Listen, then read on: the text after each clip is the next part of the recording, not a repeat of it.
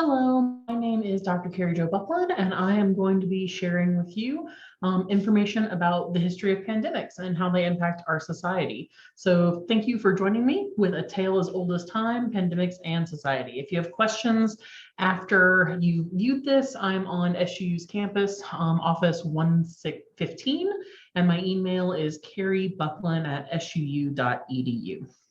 Today, what I want to talk with you about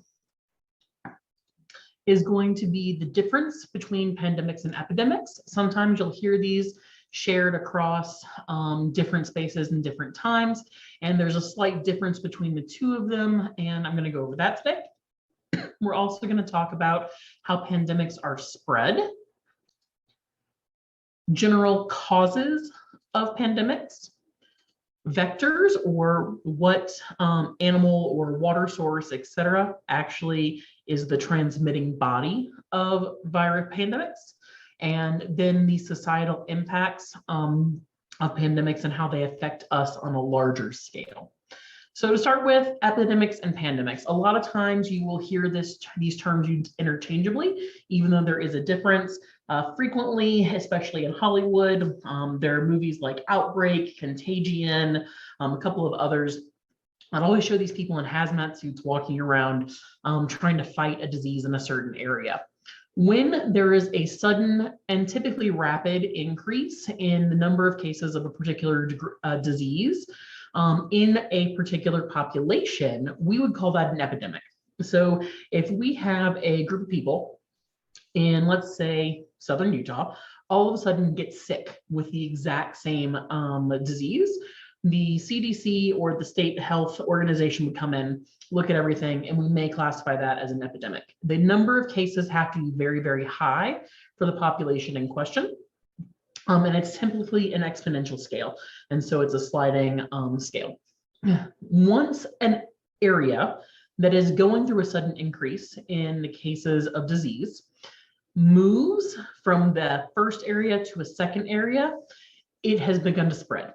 And once the epidemic has spread to multiple countries or multiple continents and starts to affect large numbers of people, that's when we officially turn it into a pandemic. And that's typically when the World Health Organization, our health organizations from multiple countries get together and start working together to try to find a cause or try to find a solution to whatever the increase of disease is.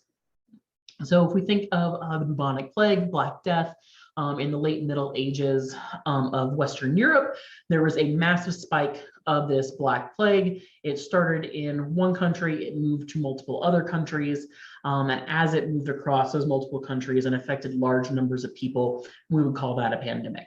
Now, if you just have a measles outbreak in a small town, but it doesn't translate to a different town or a different country or a different continent, then we would call that an epidemic. Still dangerous, but not pandemic levels. Pandemics are caused by a variety of things and can be spread in multiple ways. What we typically think of in terms of spread is we think about patterns, and we look for patterns to see how all these things move from one group of people to the next. So generally, if we call a pandemic a common source pandemic, that means that the outbreak is all coming from the same general place. It's one in which a group of people are all exposed to an infectious agent or a toxin from the exact same source, and it starts in one centralized location. Common source pandemics can have a singular point of origin. We call these point source pandemics. And this is where a group of people are exposed over a very brief period of time. They are ill for one incubation period, and then the disease sort of runs its course. This example here that I've put up on the top right-hand corner of the screen is of hepatitis A cases by date of onset in November through December of 1978. We saw a spike happening there. There was one case where everybody was in the same location, and the illnesses spiked. These pattern spreads work for epidemics as well as for pandemics, just so you know. In addition to point source pandemics, you can have continuous source pandemics. And this is where the range of exposure and range of incubation periods go up, flatten, come down, They widen out the peaks of the epidemic curve. It takes a long time for these things to settle out. What we are seeing with the COVID-19 pandemic currently is a continuous common source outbreak. We have some peaks and then it flattens off. Sometimes it goes down. And then whenever we get a new variant, it peaks again, flattens out, and then goes down. You can have intermittent common source outbreaks. These typically have like non-obvious patterns where you'll have a peak and then a reduction and then a peak and then a reduction. Other than common source, we can have what's called a propagated outbreak. And this is where transmission from one person to another with more than one incubation period happens. We typically see this with syphilis, malaria from mosquitoes, and other diseases that you can get from sharing needles or other vehicles. And this is a map of a case of measles. So it's person to person measles map happening here. There are mixed sources of epidemics. They have features that are both common source pandemics and propagated pandemics, or common source plus secondary person-to-person sources. This is typically an example of what happens if there's a festival or concert where someone's sick. There's the initial spike from the concert. That is the common source spike. And then as those people go home, they start going with person-to-person contact and spreading it in their home locations. And so that's a propagated style of pandemic. And then there are a couple of other pandemics and epidemics where neither common source is normal nor propagated is normal. We typically think of these things that are animal or zoonotic vectors, or vector diseases that result from a lot of infection in host species. This is where we think of when we think a lot of like Ebola and things like that. And so there are various ways that pandemics can spread across the world. The commonality between all of these types of spreads are the environment that they are spread in. Pandemics are spread in four major ways. There's the aerosol, so how we breathe and we exhale, there's something in the air or in the moisture in the air. And then an individual comes into contact with those things in the moisture in the air. Typically, it'll be a virus, not a bacteria, that's spread through aerosols. There's oral contamination, so you've eaten food that has been contaminated. This can be a virus or a bacteria. There's transcutaneous contact or touch contact.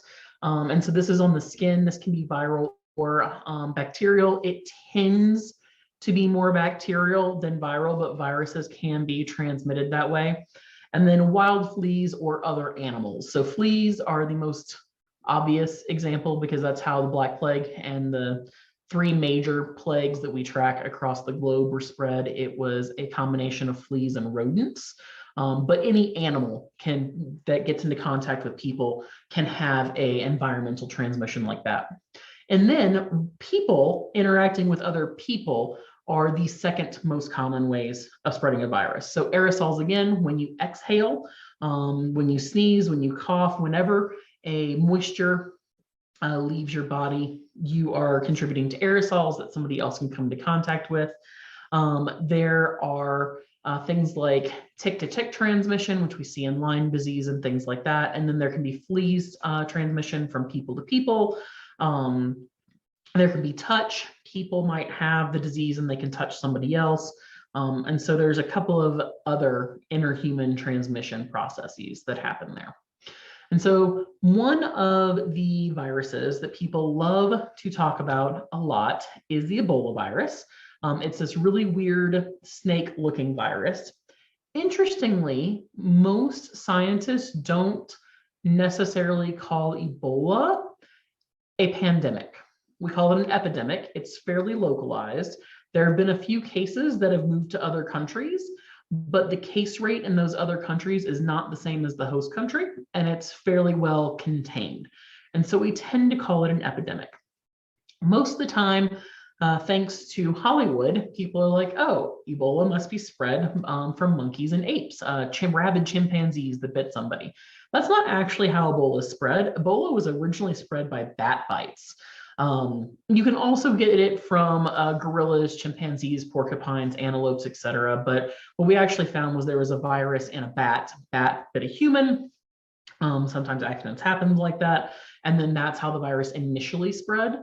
And then from that point on, whenever the person that was infected came into contact with another person, the virus continued to spread through blood and saliva and things of that nature. What's interesting about Ebola is how quickly it spreads. Scientists can actually track the speed at which viruses spread using something called an RO or an R naught or rho value, as you might hear it called.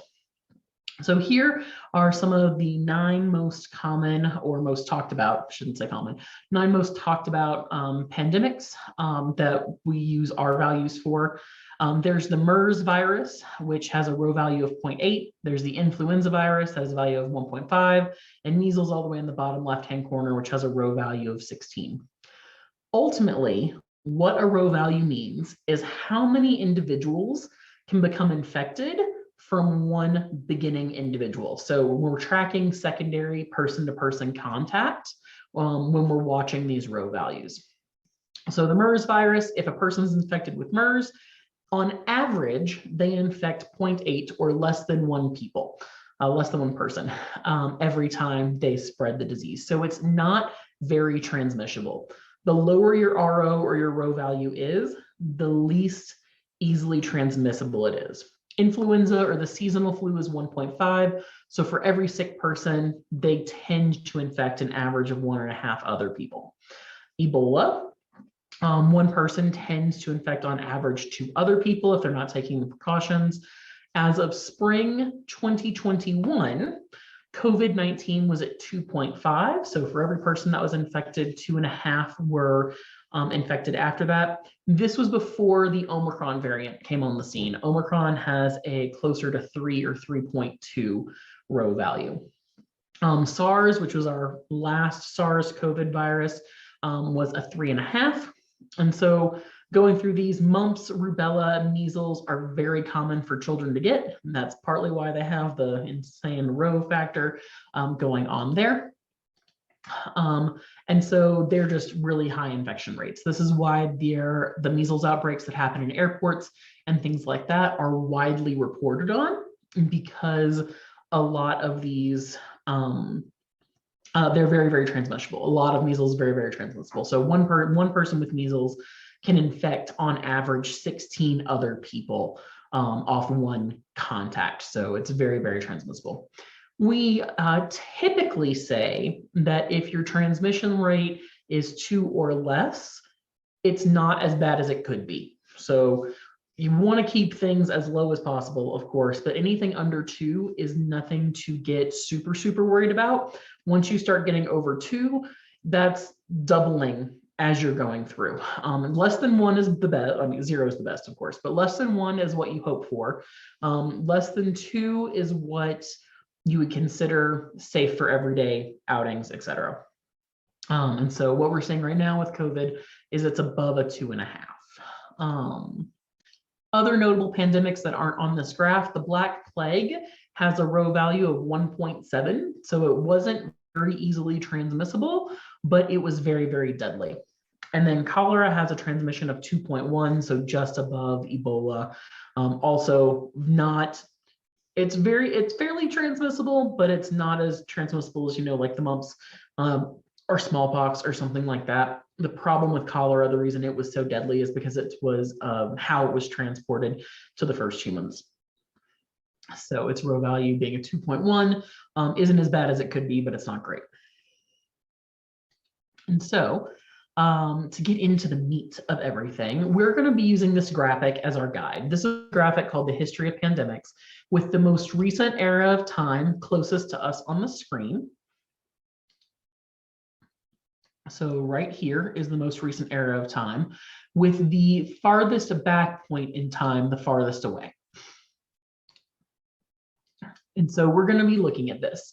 All of the puffball symbols on the graph, their size is indicative of their death toll. And so the bubonic plague has the largest death toll of any of them at 200 million, followed by smallpox at 56 million, and then Spanish flu, plague of Justinian, and then the HIV/AIDS pandemic.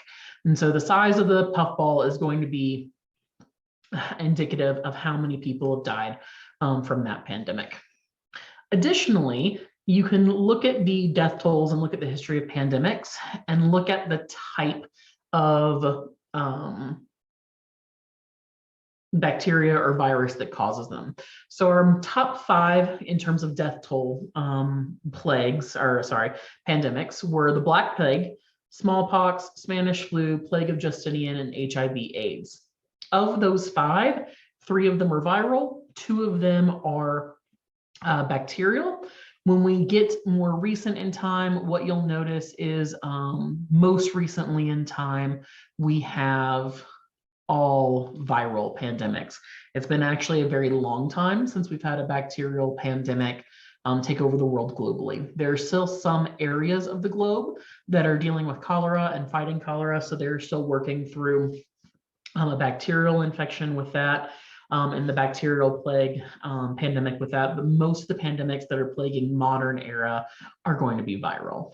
All right, so when we go through history and we look at some of the earliest pandemics, what we'll notice is that they're actually caused by the same virus. So the plague of Justinian, which is in 541 to 543, Black Death or the Black Plague or bubonic plague, whatever you would like to call that, was 1347 to 1351. And then we had a third plague, which initiated in 1885 and is considered ongoing, are all caused by the Yersinia pestis bacteria, which is a yeast bacteria, which is kind of interesting that yeast would cause this. And so it's a yeast bacteria that infects your cells. It gets in, it messes with your immune system, it infects your cells, it causes your cells to not work properly. And what's interesting about this is that while the pathogen that causes it is a yeast bacteria, the vectors that carry the pathogen, so pathogen is what makes you sick, the vector is what carries it to you. There are actually 2 vectors with the yeast bacteria. It's fleas and rodents combined.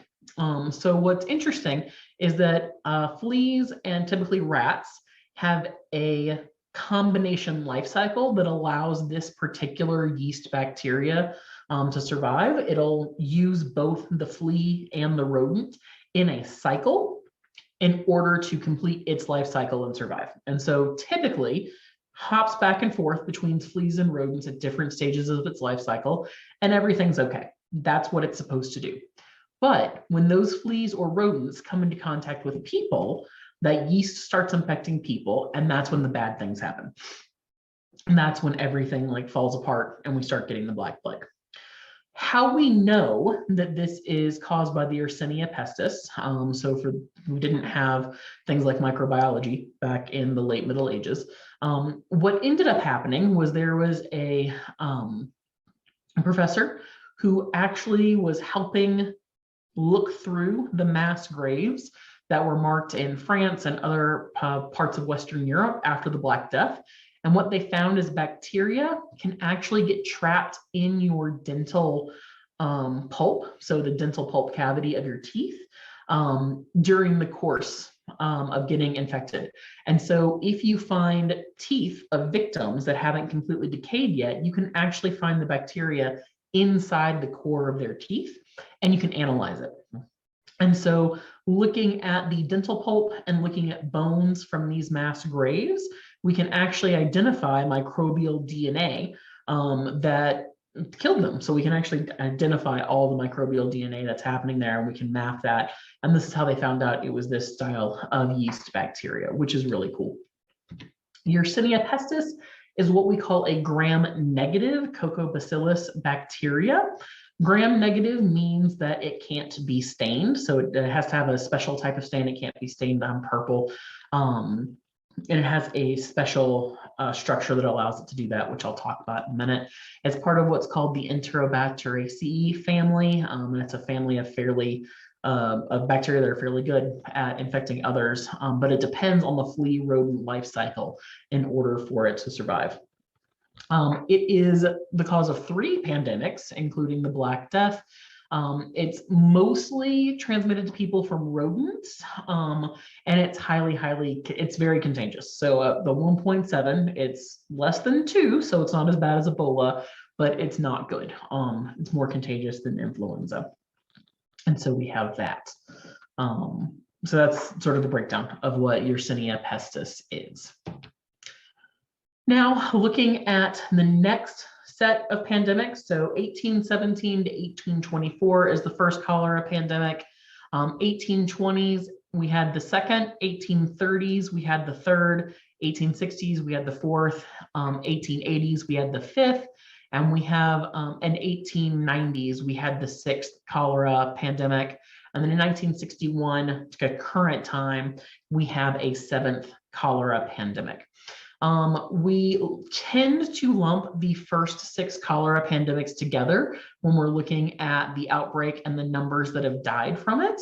All 7 of them come from contaminated water that contain the Vibrio cholerae bacteria. So they all come from the same bacteria, but we tend to lump the first 6 together because it's before industrialization really became widely spread, and it was before developed countries really had good water filtration, water treatment systems. The 7th cholera pandemic, which is 1961 to current time, we tend to keep separate because this is once we've hit the sort of like as we're hitting what we call the modern era, which starts in 1979 for most countries.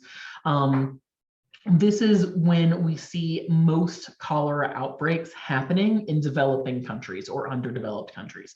We don't tend to see it happening in Western Europe and the United States. So we tend to lump the first 6 cholera pandemics together as one, and then we have the 7th cholera pandemic on its own. Whichever cholera pandemic it is caused by Vibrio cholerae. It's a bacteria that is found in contaminated water. It is also a gram-negative bacteria, just like the Yersinia pestis. Both of these bacteria, what makes them really interesting, what makes them gram-negative, is they actually have 2 cell membranes, which is really cool. It also means that they're very sturdy. They can survive a lot of environments. This is what makes them so infectious. Remembering that Black Death has a 1.7 row value, which means for every person infected, they can infect 1.7 other people on average. With cholera, it's 2.1. So every infected person on average infects 2.1 other people. So obviously this can be more, this can be less. But that gram-negative, that 2-cell wall thing that's happening there is what makes it really, really survivable. It's why it's so good at causing pandemics.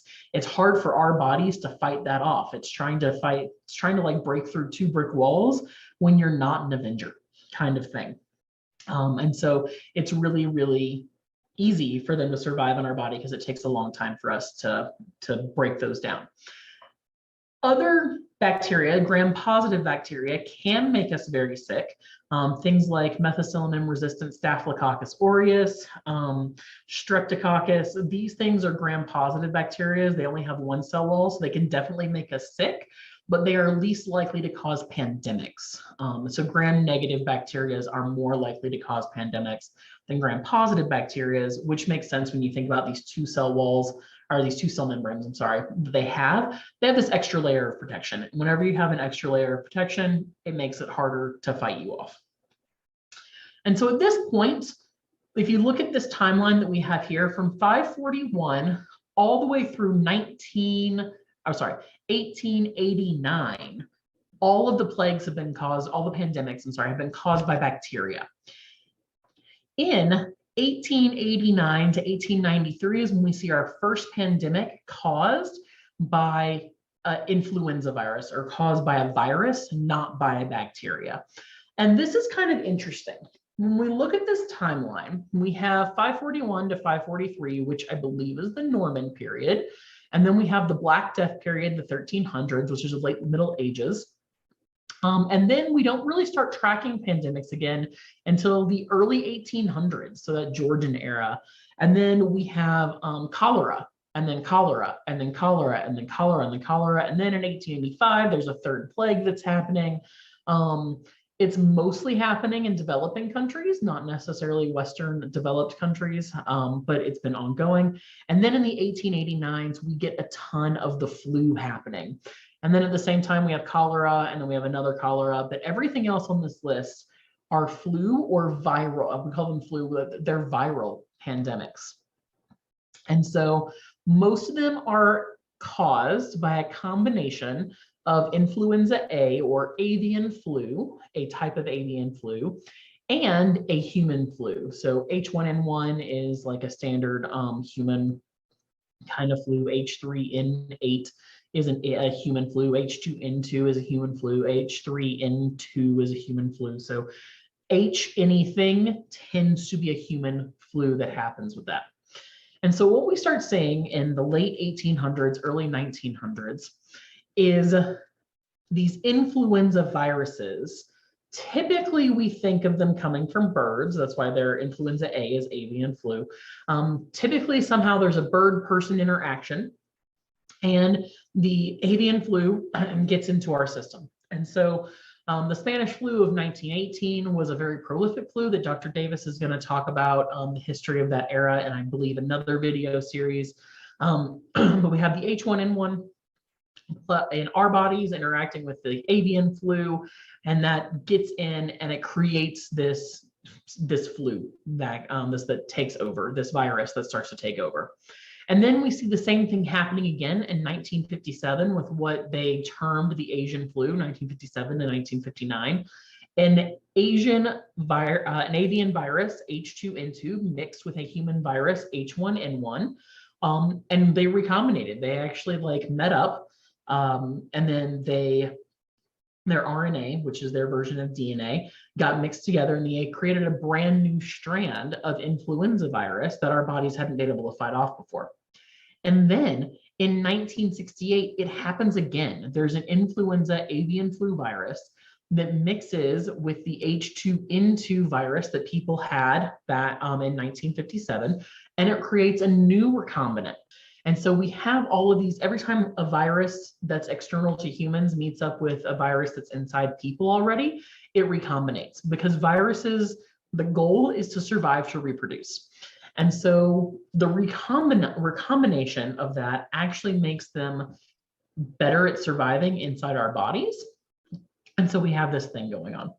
And so the question is, after the 1968-1970 Hong Kong flu, they're like, what's going to happen next? What is going to be the next pandemic influenza virus? Scientists were looking at all the history of pandemics, and they were noticing a decline of bacterial pandemics and a rise of these viral pandemics. And so the question for a long time was, what's the next one going to look like?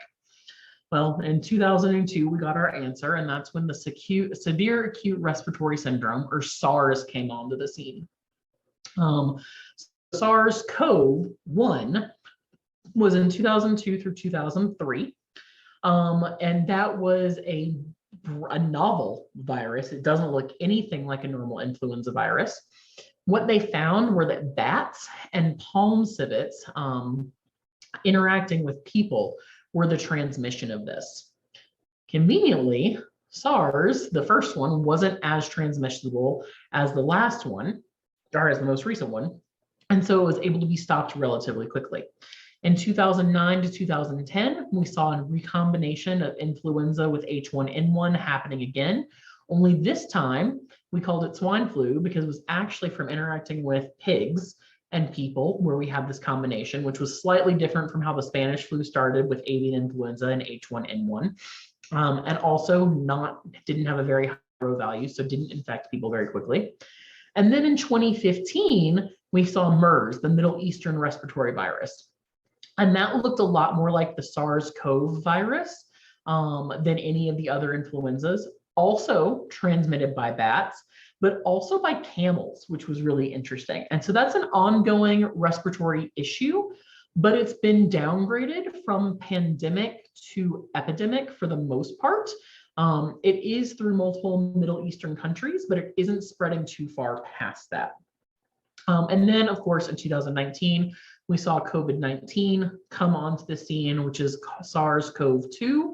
which we believe at the time of publication of this particular resource, we didn't know if it was bats and or pangolins or just bats that were interacting with people.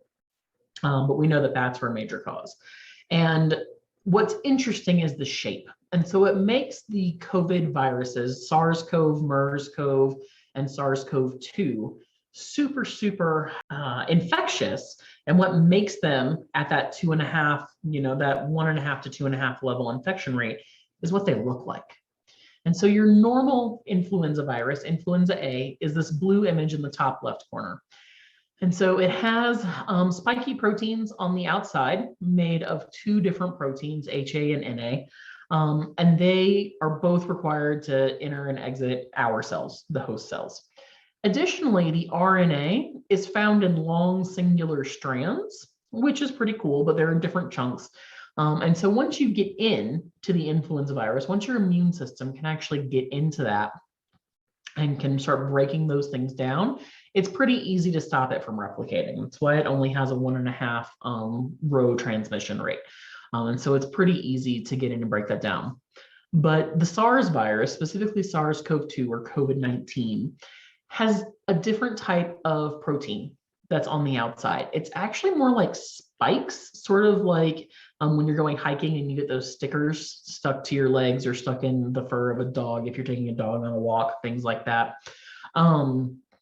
And so it actually is a lot better at sticking to our cells because of how those protein structures are shaped. And we call them spikes because they're actually fairly sharp and pointed looking. Their RNA is also really interesting. It's a different shape. While normal influenza virus has a single strand, 8 different single strands of RNA segments, COVID-19 actually has one really long strand that has no segments of RNA. And so it's going to be a lot harder to stop that thing from replicating. You're going to have to stop the entire chain of RNA from going around, the entire chain of replicating, which is kind of interesting. And so that's part of what makes this so transmissible. What you can also notice, if you look at this long sheet as we're going through, we've already talked about how bacterial infections were going down, viral infections were increasing, the vectors started changing. Bacterial infections were typically fleas and rodents, things that contaminate cities, if you want to think of it. And then cholera is mostly from contaminated water.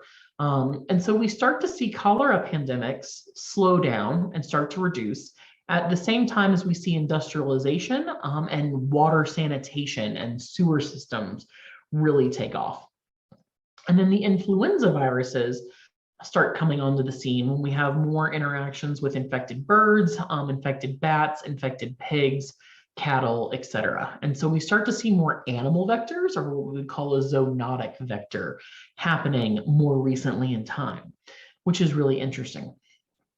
And so to give you a general idea about how these years match up with different eras, the plague of Justinian, the first plague that we have any, or pandemic that we have any information about, was 541 to 543, which is during the Anglo-Saxon period. Black Death was 1347 to 1351, which is going to be the late Middle Ages. The first cholera pandemic is going to be 1817 to 1824, which is going to be the Georgian or the Regency era. And then the next series of cholera pandemics are going to be during the Victorian era and the Edwardian era. And then the Russian flu is going to come on the scene at the end of the Victorian era. And that's also when, and then the Spanish flu is going to come on the scene right at the end of the First World War or during interwar in Britain.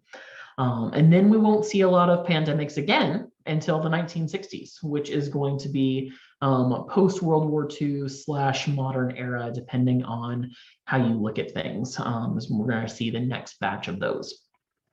And so these pandemics, if you think about what's happening in history at the time, have had a really big impact on society and where our society is going. So let's talk about 3 of the major pandemics. So the Black Plague. Talked about Black Plague was late Middle Ages. It had a ton of impacts on society. So Generally, when this happened, there was no real effective treatment against plague. A lot of times people thought that plagues and disasters were due to God and angels and demons fighting and things of that nature. So as the doctors were watching their patients, they were realizing that this was not due to some star alignment, something like that. There was something else happening. And so during the Black Plague, actually, we learned about quarantining. And so this is when we actually started our first round of disease control. And so this is when the first documented disease control measures were really taken into place, or well documented, I should say. They actually started sanitary cordons imposed by armed guards along transit routes and access points to cities. They started separating healthy and infected people. They would put the infected people into camps. And then they started creating permanent plague hospitals called lazarettos. Port cities were closed to ships arriving from plague-infected areas. If you were on a ship that came from a plague-infected area and they suspected that you may have had plague on your ship, you were put into quarantine.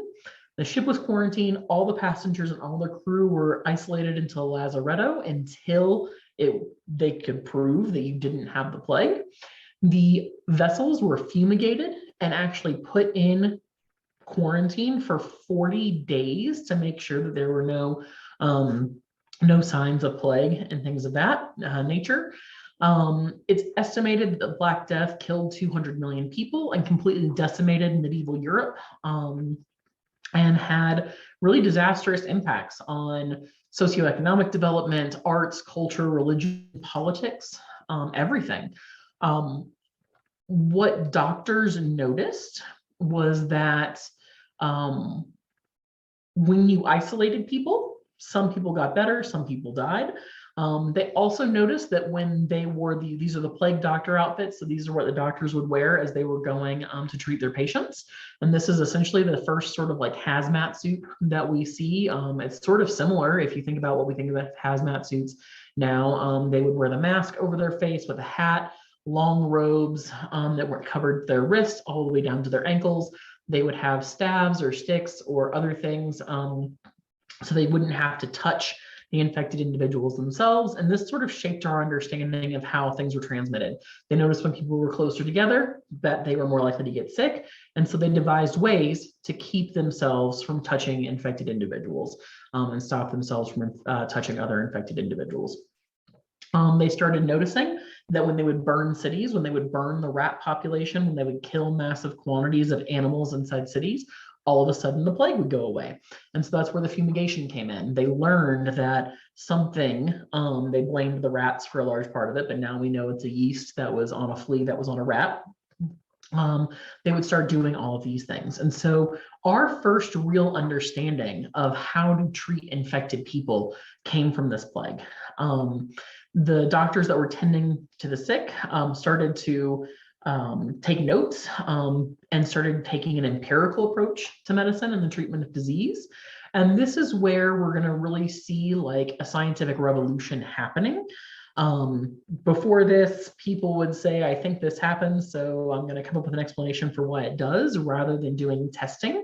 And so this is going to be the first sort of round of scientific testing that we're going to see.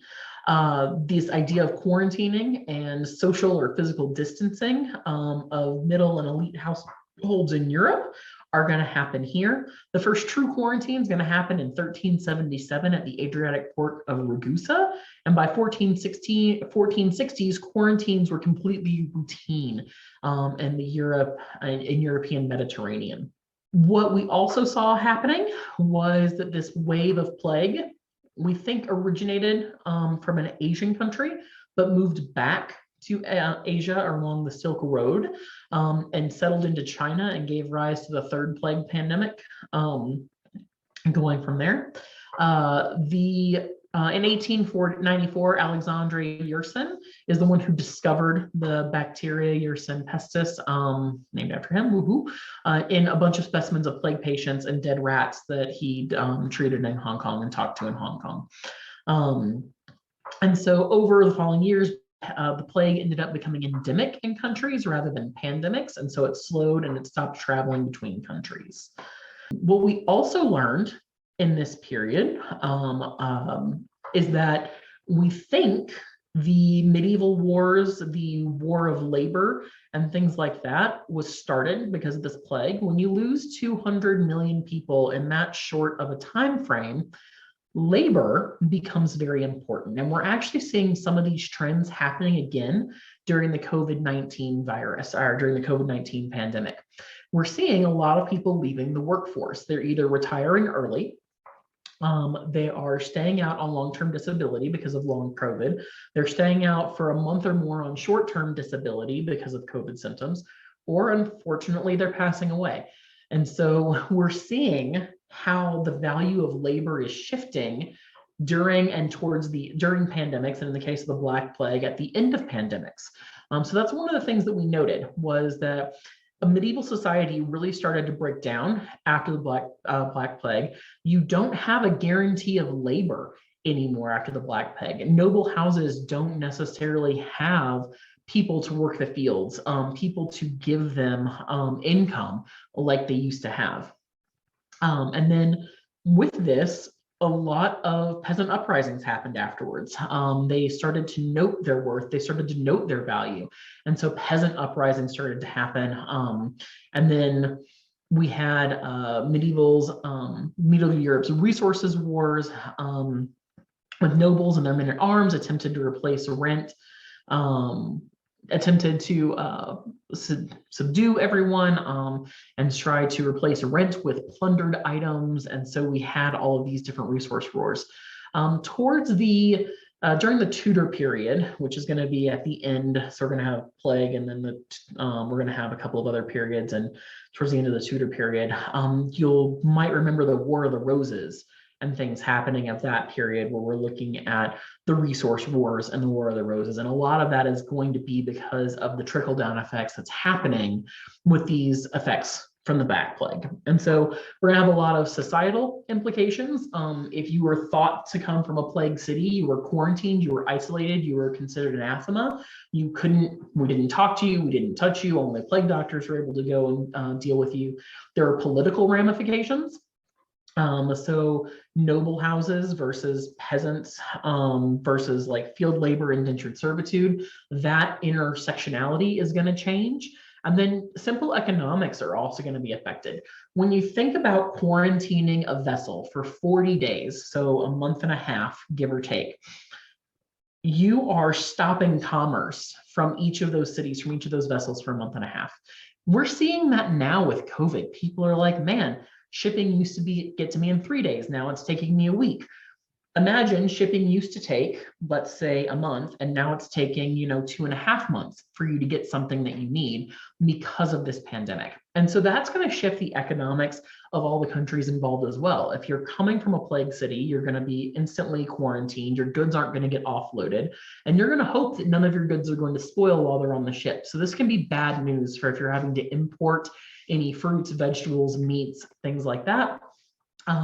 And even if you're importing things that don't spoil, like wool, leather, metals, arms, things like that, it's going to slow down your input, because until you offload, you're not going to get paid. And so you're going to have a really long-standing economic impact from that as well. Similarly, we see something happening with cholera pandemics. And so what's interesting with cholera pandemics is we have newspapers at this point. We have a lot of news things. We have art that's distributed as part of the news. And so generally humans are infected through contaminated water that's used for drinking or preparing foods, and the water isn't boiled for a sufficient period of time to kill the cholera bacteria. For most people, the infection is mild or asymptomatic, and bacteria are eliminated within fecal material in 1 to 2 weeks. But the cholera bacteria can persist indefinitely in water and can actually live in toxigenic clones and in really areas of water that you would not expect it to be able to live in. And so what was interesting about the cholera pandemic is a lot of times during pandemics, you would see people banding together like, hey, let's get together, let's stop this, let's Let's sort of mend society while we work to get through this. With cholera, there was actually some of the opposite that happened. There was a lot of blame and violence against people that were perceived as being from regions infected with cholera. So while in the late Middle Ages during the bubonic plague, you would get quarantined, you get put in the lazaretos, you would go through your quarantine period, and if you didn't end up with the Black Death, you could then leave the quarantine period. And people generally work together to make these pandemic hospitals work. That wasn't what happened with cholera. What you ended up having was that the fear of cholera outbreak would actually increase any racial tensions that were happening. Ultimately, the first cholera epidemic of 1817 actually had its origin in India. So if we think about British conquest and the British Empire's goal to rule over every country they could get their hands on, the British East India Company started back in the 1400s or 1603, I think. And so they started sailing around the world. By the 1750s, 1770s, they'd actually established a fairly stronghold, a very certain stronghold in India. And so what happened was we noticed that the first pandemic started in India, the first cholera pandemic, I'm sorry, started in India, and it would be brought back to the West, ultimately on one of these sailing ships and one of the trading charters.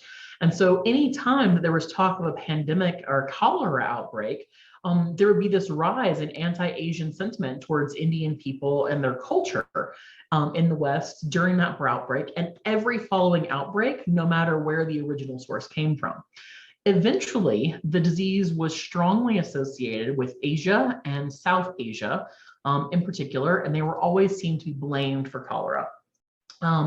The Georgian era individuals and then the subsequent Edwardian Victorian era groups, etc., would show a lot of derision towards Indian cultural practices, including Hindu pilgrimages and hygiene after initial outbreaks were recorded. Additionally, medical professionals started using moral judgments and generalizations of people from non-Western cultures rather than using empirical science. So it's almost like we backslid during the cholera pandemics from where we came from during the bubonic plague. And during a lot of the cholera outbreaks, colonial authorities would launch inquiries into medical conditions of Asian and South Asian people on pilgrimages, and actually started classifying pilgrimages as dangerous class. Because they thought that pilgrims were infected with cholera and they would place them under surveillance and things of that nature. European physicians attempted to distinguish new strain of Asian cholera from old strain, and that evidence for a Bengali origin of the pandemic were based on a 19th century account against Hindu and Indian culture that were steeped in a ton of cultural and religious biases that we know today to be not true. And so if you actually go to Europe, Britain specifically, you'll actually see water pumps like this, and they used to be called Death's Dispensary, open to the poor, gratis by permission of the parish. And so people used to be able to get free water from there, but once one water source becomes infected, it's permanently infected. You'd have to boil all the water after that. And so they would start putting out notices about how to prevent cholera. And so prevention of cholera, be temperate in eating and drinking, avoid raw vegetables and unripe fruit, abstain from cold water when heated, and above from ardent spirits, and if habit have rendered them indispensable, take much less than usual. And so they would have these warning signs. So it's pretty much don't drink cold water. You have to boil your water first. Don't eat raw vegetables because those may have been in an area that was infected with the bacteria, although they didn't call it bacteria at the time. Don't eat unripe fruit or non-cooked fruit for the same reason. And so typically you'd have alcohol, you drink spirits, things of that nature, because once the good yeast, not the bubonic plague yeast, got into water and sugar and started turning it into alcohol, the cholera bacteria couldn't survive anymore.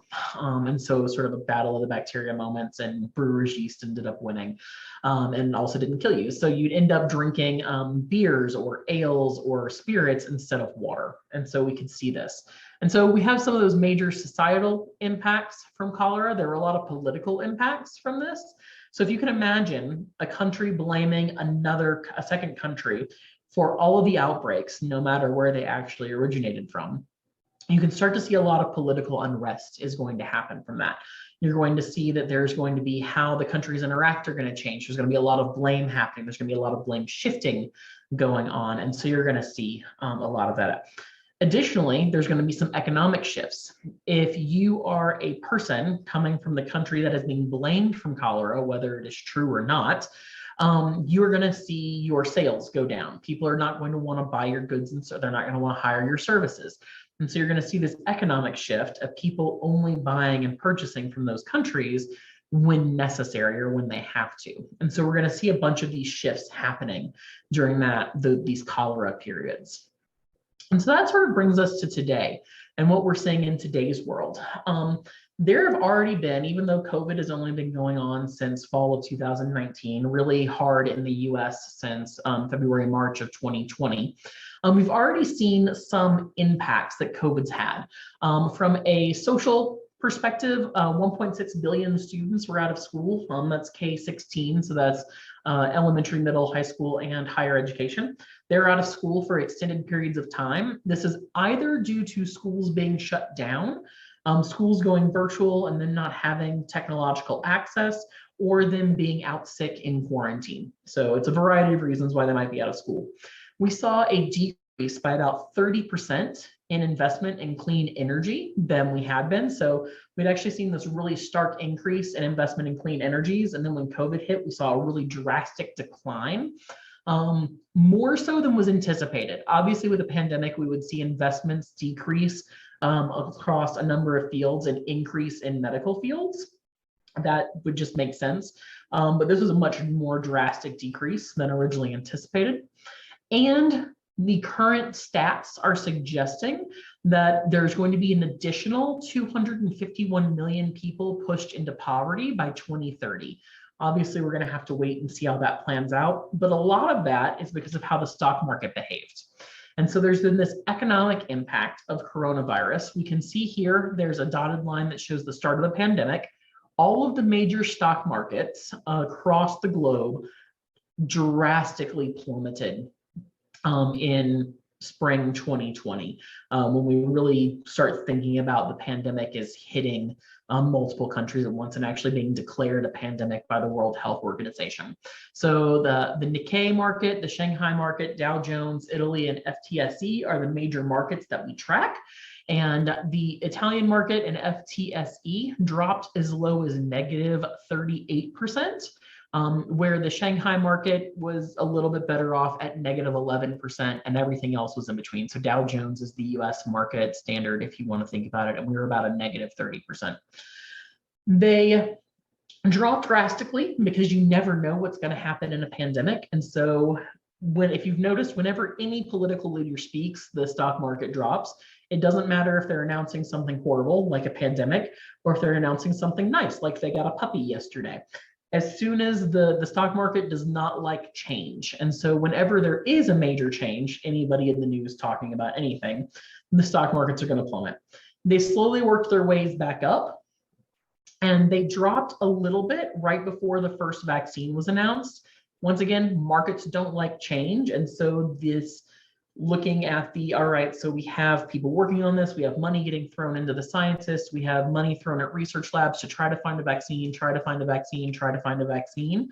The markets dipped a little bit, but as soon as that vaccine was announced, they sort of spiked again, because that was a sort of a symbol of hope. And then they've been going up and up ever since, once we realized we could get the vaccines out to people. But there's this immediate economic impact. But that drop during spring 2020, where we dropped either negative 10 or negative 38%, that dip changed people's retirement portfolios. And so that dip is going to cause people that were on the verge of retiring to possibly not be able to retire for a few years. That's going to change investments. That's going to change how banks give loans to people. That's going to change the housing market, which we've seen in Cedar City, where rent skyrocketed over the past couple of years. It was already pretty bad, but COVID made it worse. And so when the markets drop like that, that's going to have a 10 or 15-year long impact. And that's why they're saying that there can be approximately 251 million people getting pushed into poverty by 2030. It's the long-term trickle-down effects from that one massive slump. To be fair, it wasn't as bad as the Black Friday slump during the Great Depression, but it was a pretty bad drop. Thankfully, it didn't last for very long. So from spring 2020 to about fall of 2020, when they actually announced the vaccine, was a very short period of time, and it didn't send us into a depression or a recession from that point. So it wasn't as bad, but it's bad enough that it is going to change how people manage their money. It's going to change how banks give loans for things like car loans to home loans. It's going to change how loans for education work. It's going to change personal loans. All of that, in addition to the Federal Reserve, at least in the United States, changing interest rates and slashing interest rates and having to do stimulus checks, all of these different economic things are going to come together, and that's going to impact people for the next decade or more. And then there are some other societal things. There have been early reports that about 33% of young people feel more vulnerable to sexual harassment or sexual, physical, emotional, and financial abuse compared to before COVID-19. 58% of young people could not attend school. 56% of young people feel more depressed due to COVID-19, and over 40% feel less in control of their lives. And when you think about it, this kind of makes sense. We were doing this idea of social distancing is what we called it, right? When in reality, it was physical distancing. You could still call your friends, you could still talk to your friends on the phone, things like that, but you really couldn't interact with them in the same space. It wasn't considered safe. And so of the people that were more vulnerable to sexual harassment, sexual, physical, emotional, financial abuse, they couldn't leave their house, right? And so if you think about getting trapped into a space with your abuser, that was tending to happen a little bit more. There were no escape routes. Depression sets in when you call it social distancing. I really wish we'd called it physical distancing, but when you don't have normal interactions that you're used to, you can go through depressive episodes. About 76% of young people felt more worried about money because their income had been affected, which completely makes sense. When the stock market dropped, a lot of people changed their hiring practices. They changed. Bars and restaurants closed for a really long time. We almost put an entire industry out of work because of how the pandemic worked. And so that financial stability makes people very, very worried, or instability makes people very, very worried. About 30% of young women were not able to access family planning services they needed during COVID-19. And so they weren't able to access birth control. And they weren't able to access gynecologists. They weren't able to access OBGYNs. And so that made things very unstable. And then it's estimated that about 50% of young people were missed reliable information on sex and COVID-19 and how that affected their lives and their interpersonal lives. And so they ended up having to use online resources. And as we know, not all online resources are created equal. And so we're continuing to see these societal and political and economic impacts of COVID. Anybody that was watching any of the news outlets or any of the social media saw the political backbiting that happens. They just use COVID as their excuse. And so different political parties were going at it. We've seen the immediate economic impacts, but we haven't really seen the long-term economic impacts. And if we start to compare COVID to the bubonic plague, and if you start to compare COVID to the cholera pandemics, we can see some of the same general trends. So with the COVID pandemic and the cholera pandemics, Asian countries were blamed. And so there were a lot of news outlets. Some news outlets were saying that we should not let anything imported from China. We shouldn't allow any flights from China to come in, whether they're American citizens or not, things of that nature. And so we saw a lot of the racial tensions increasing there. And so that was similar to the cholera pandemic. We did see some of the banding together happening in COVID. If you watch some good news network on online, you can see how people have been banding together during COVID to take care of people the same way that it happened during the bubonic plague. We've learned a lot more about how this virus reacts. We learned how to make a more efficient mRNA vaccine. We've been using mRNA vaccines for non-human animals for a while, but we figured out how to use it for human animals, and they were actually learning how these vaccines work in us on a larger scale, which is really, really cool. And so we're advancing science just like we advanced science during the bubonic plague. It'll be interesting to see how the economic side plays out with COVID-19, right? And so it could go the way cholera went, where we don't continue trading with countries if they're perceived to come from a place with COVID-19. I don't think that's going to happen with the way the world works now and how we've sort of compartmentalized how things are made across globally speaking. A lot of resources come from different countries and then they combine in a different country to be made, and then they're sold in a fourth country.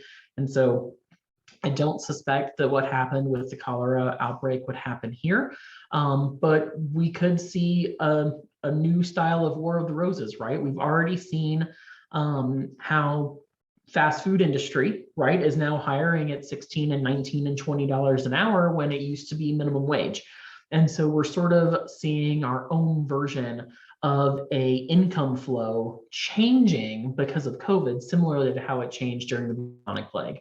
Granted, during the bubonic plague, there was the quote peasant uprisings and lack of income and going to noble houses. And while we don't have noble houses, at least here in America, we have seen how what were typically minimum wage jobs are now getting paid more. We've seen the value of labor go up, and we've seen what happens when we don't have enough labor.